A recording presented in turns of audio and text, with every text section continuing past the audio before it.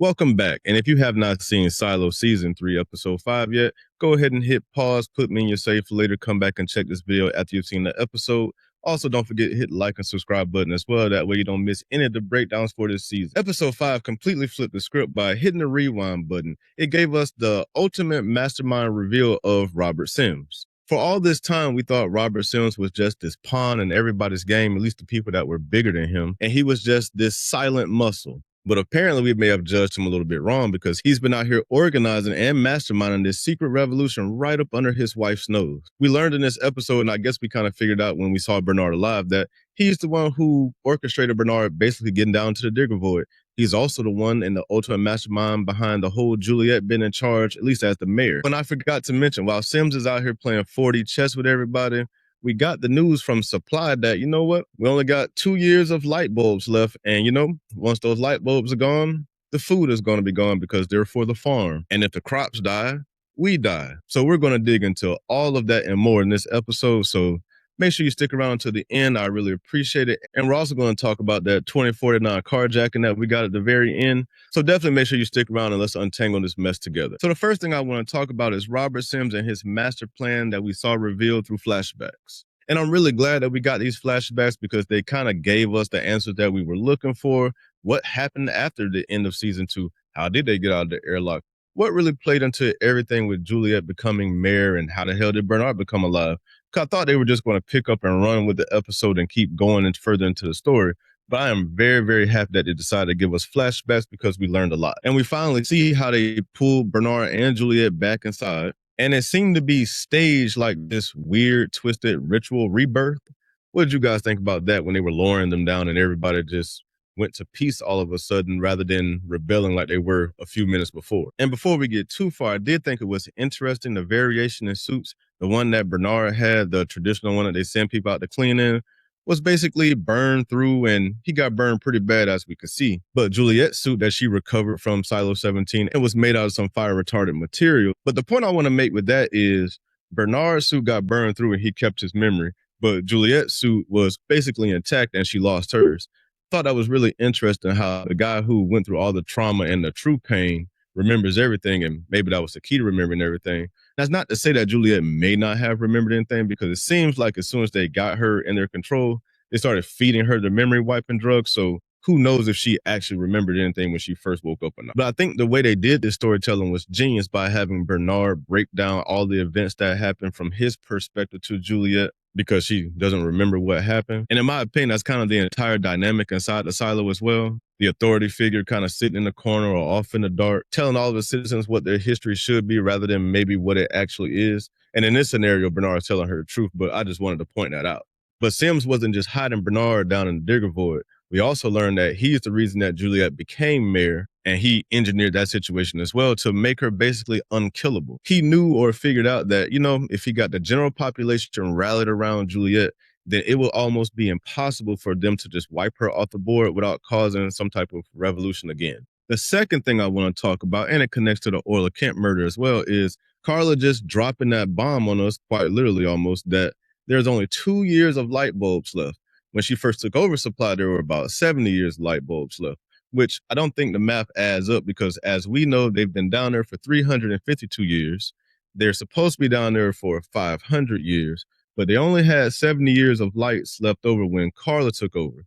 So that adds up to about 420 years, which means I don't know how they were going to survive the last 80 years anyways. So I'm not sure what the plan for that was, but it doesn't really matter when they only have 2 years left of lights anyways. But as I stated earlier, if the lights go, the crops go, everybody dies eventually from starvation.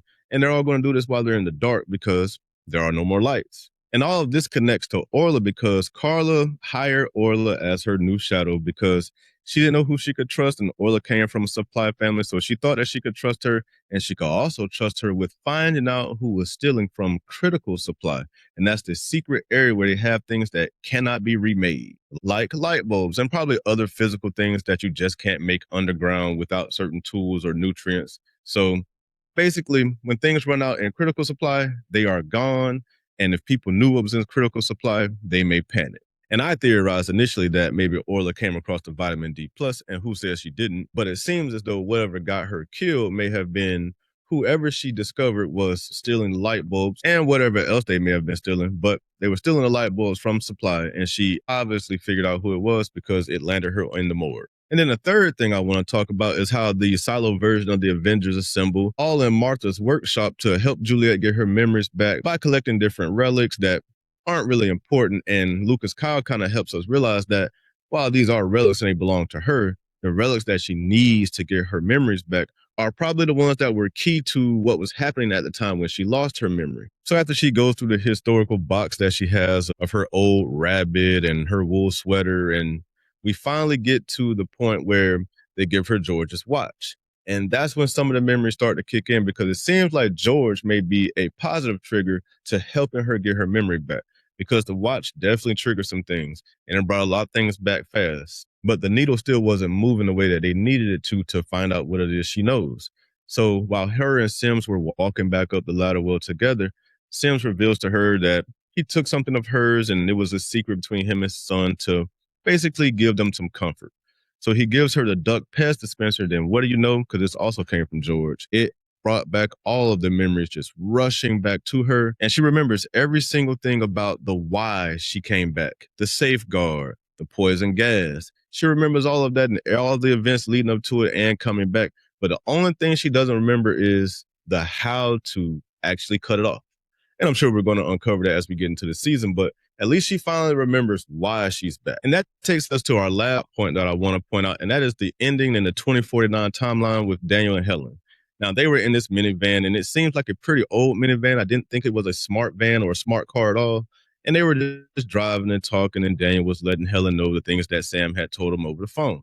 And they're in the van basically connecting the dots between Charlotte's doomed flight. Daniel mentions this mysterious person named P. Stinson, and we find out that he was on the USS Nimitz at the same time that Charlotte's mission was flying into this black cloud of ooze that we saw. Sam did confirm that the fighter jets were switched off to analog, and they were taken over by some autonomous network. And right at that moment when Helen asked if AI is calling the shots or if AI is in control in some type of way, boom, something takes control of the van. And I'm not sure what took control of this minivan, like I said, but we know that Daniel isn't controlling his car anymore, and he says as much.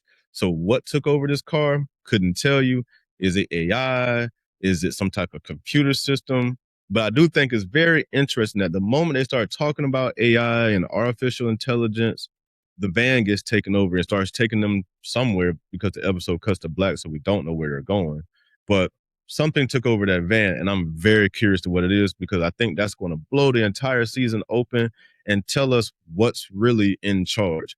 Because whatever is taking control of that van, I'm almost positive is connected to the algorithm. But this further confirms to me that the before times did not end because of some war between two continents or countries or some massive world war. But now it's starting to seem more and more like some rogue technological takeover. And the way it looks is though this thing was already in play before the silos were even built. So we need to put this week's breadcrumbs under a microscope and really see what the writers left out there for us. First, I want to point out, while it's not surprising that they have something else that's guiding them, we learned about the Order. It's not the same as the Pack.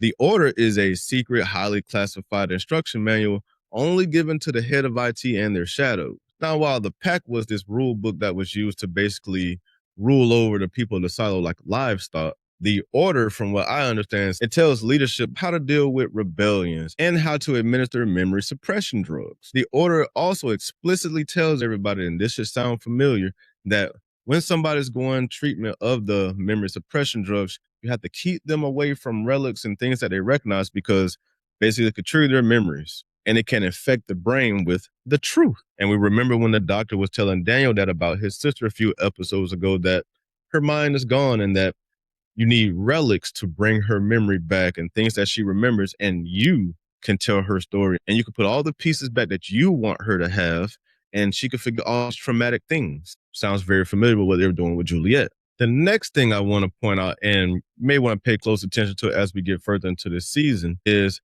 Bernard's warning to Martha about the radio. We learned through a conversation between Martha and Bernard that there's a radio and it can contact the other silos, maybe.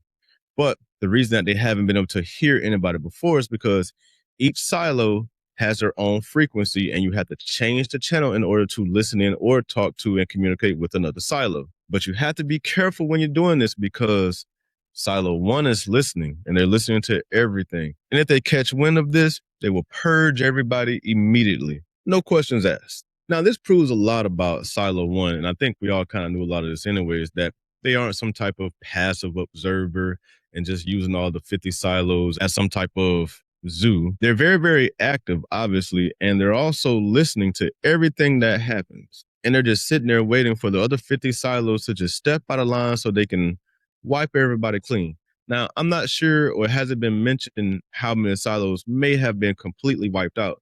We know silo 17 is gone, and I'm sure there are a few others that are gone as well, but there are at least, from what we can see, 49 other silos, because 17 doesn't count because there's only like 5 people there now. So now let's break down the mechanics of the ending of this episode, because I think there's a little bit more to flesh out there. So like I said before, Daniel and Helen were driving in the van back in the 2049 timeline, and their van was eventually taken over by something. I'm assuming it's this rogue AI, since it brought up pretty heavily in this episode especially. And we know the algorithm is some form of AI. We know that gray ooze that took over the fighter pilots' jets was made of something that can control them, and even in their analog form, because they weren't even high tech. So there's some type of computer system in the weaves here. Now, the one thing that we learn about this shadowy figure from Daniel is that he's the guy that's funding his sister's treatment and this clinic, but he just happened to be on the Nimbus at the same time as Charlotte's mission. And that's not by accident. And I'm not sure how Daniel and Helen really got caught, but we guess we have to sit back and think a little bit. We're in 2026 and we have pretty good technology and facial recognition software and whatnot. So these guys are in 2049. So I'm sure the technology then, facial recognition, is probably on a much different level. So I'm not sure why they thought they could get away in any situation, but that's probably why they were driving this older minivan, because maybe they didn't think it could be tracked, but it obviously got tracked and taken over. But by what and how? My theory is whatever's controlling the van in this scenario, it's the same thing that brought those planes down. I think it's pretty safe for us to say that. I also think it's somewhat safe for us to say that whatever did those two things is probably connected heavily to the algorithm. It all just seems very connected to me. Now, is it AI? Probably. Whatever they're working with, it is self-aware and it is clearly embedded within the infrastructure of the government and maybe other governments. But this clearly happened long before the apocalypse. So there's a piece of the story missing somewhere. So by hijacking Daniel and Helen's vehicle, I don't think it's trying to kill them or going to take them to some undisclosed location and off them. They're probably going to end up somewhere and meeting some people, and they're going to learn more about what's going on. And maybe they're going to be brought on the inside of everything rather than being on the outside for once. And I do think while Daniel seems like a good guy now, I think whatever unfolds over the course of his storyline, however long it goes, I just get this feeling that he's going to turn to the dark side at some point, because I just cannot get it out of my head that Daniel may be at least the voice behind that algorithm. And sure, it could be somebody else, but I just really think it's Daniel. And I'm just going to stick with that theory until somebody proves me wrong or it just shows differently. So with that said, the stage is set for what I think could be an absolutely explosive episode 6. Episode 5 was very, very revealing, and it lays the groundwork perfectly for episode 6, especially at the end when we see Sims and his wife staring up and down at each other. And I think she kind of realizes that, you know what, my husband is doing something and I'm not sure what it is.